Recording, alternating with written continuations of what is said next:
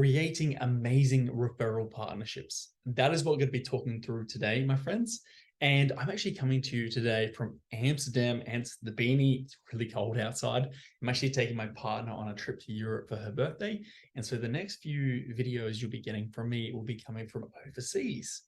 Now, let's dive straight into it. Now, if you're watching this video, hopefully you already have created a list of potential referrers. So people who you can build a relationship with, who can refer you your ideal client. Now, if you haven't already created this, please create a list, take a pen out and go, who could be your ideal referrers? And writing down who are your ideal clients, and map out who are your 3 favorite clients that you love working with, and who could refer you those people who are influential to them. Who would be the people who could refer them through? Now, just thinking of that one, and we won't spend too long on this one, but if you're a physiotherapist, like I was a shoulder physio, loved working with shoulders. And so if I want to get more shoulder clients, where would I look? Well, I could create a list of, well, let's look at overhead athletes. And so we could think of tennis, we could think of baseball, we could think of volleyball. And so we could put that in a bucket, and I could look for the coaches there, or the people who are influential, the strength and conditioning people working in those sports. We could also look at surgeons, and we could look for clearly shoulder surgeons in that regard, right? But it's not just for your musculoskeletal. So let's say you're working in pediatrics. Who could refer you your ideal pediatric clients? Is it a pediatrician? Is it a support coordinator? Is it another allied health professional? You may be a speechy and you look to an OT or a psych who may have more of your ideal referrals. So create a list of who could be in your local area your ideal referrers. Or if you're virtual, we work with some virtual clients too, they can have clients from wherever. So write down who are those people that you could be working with. All right, we've got that down on paper now. The next part is to look at, how do we build these relationships? Now, it may be you building the relationship, or it may be someone in your team building that relationship. And it's okay, both of these are going to work. But the key thing to remember here is that it has to be the same strategy, whether it's you or whether it's one of your team members. And I don't know if you've ever noticed this, but when your team members typically reach out, and I used to do this as a young therapist myself, is I would be very professional. It's this very professional LinkedIn message or this very professional email. And it was almost a little bit too generic. It was almost a little bit too bulk email or bulk message type thing. And just take a second now and think, when someone reaches out to you on LinkedIn, what are the messages you hate receiving and on email? And what are the messages that you actually read and respond to?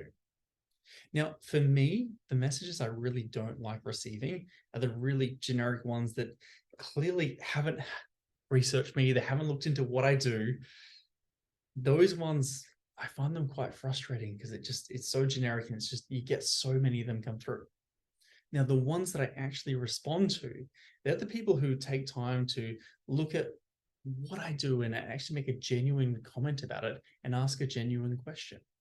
Which leads me into the key part of this video here, or the key part of this lesson, is when we want to build a referral connection, we have to build a real connection. And how do we build a real connection? Think of it like life. We build a real connection by taking a genuine interest in the person in front of us and looking at how we can add value to them, taking a genuine interest. And the first step to that, for me anyway, and for you and your team, I would recommend, is to look for what are some genuine questions that you can ask. And so what it might look like here when you're reaching out on LinkedIn to this, call it my example here, the shoulder surgeon. So rather than just reaching out and saying, hey, I'm a physio, please send me some clients, actually look at, well, where did this person study? What type of shoulder surgery do they do? Now, you might have people that operate in different ways, or there's different styles. Take a bit of time to research that and make a genuine comment on what they're doing and how they're doing it. Maybe you've had a patient come through from them already. Say thank you. And then, how do you start a conversation? By asking a question. And so the key thing that I would get you to really focus on, or to get your team to focus on, is what is a really good question that you can ask people in order to start that conversation. And the best question to ask is a question about something that they're passionate about. Because I can almost guarantee, if you're anything like me, when someone asks you a question about something that you're passionate about, you could talk for hours. You could talk all day about that. And so that's what we want to do here is we want to get people talking about things that are important to them, that they're passionate about, that's related to their work, related to what we would like to build that relationship around. That's the key thing in all of this is taking a genuine interest. It's not asking a question for the sake of asking a question.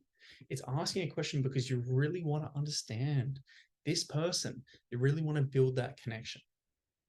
Now, the reason that I'm talking about this and really focusing on this one is because this is the missing step that I see in so many young health professionals and so many business owners too. And this is where I really struggled initially, was I didn't really look for those genuine connections.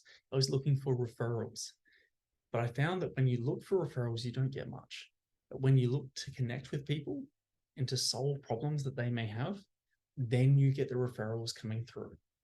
I hope this helps you to reframe how you're looking at building those referral connections, especially helping your team to be successful in doing this.